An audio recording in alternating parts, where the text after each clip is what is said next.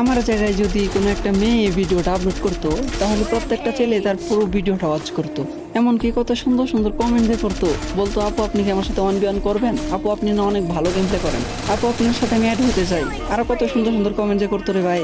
কিন্তু একটা ছেলে সারাদিন কাজ করার পরেও কত সমস্যার ভিতর দিয়ে একটুখানি ভিডিও করার চেষ্টা করে, ভিডিও করে যখন আপলোড করে যে এইটার আশায় যে হয়তো বা তারও অনেক ভালো ভালো ভিউজ আসবো, অনেক লাইক কমেন্ট শেয়ার আসবো। লাইক কমেন্ট তো দূরের কথা ভাই, ভিউজই আসে না, 1-150 ভিউজে যায় আটকে যায়। আর এই জায়গাতেই কোনো মেয়ে যদি নর্মাল এডিট করে, কোনো রকম এডিট ছাড়া ভিডিও কলে রেকর্ড করে আপলোড করে দেয়, তারপরে হাজার হাজার ভিউজ হয়ে যায়।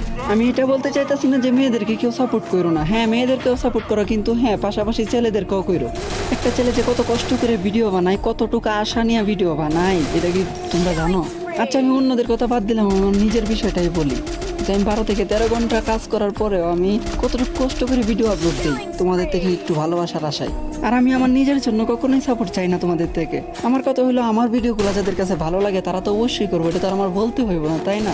আমি সাপোর্ট তাদের জন্য চাইতেছি যারা অনেক কষ্টের পরেও কোনো রকম ভিউজ পাইতেছে না। তোমরা তাদেরকে কপি লিঙ্ক করো, লাইক কমেন্ট শেয়ার করো তাদের জন্য।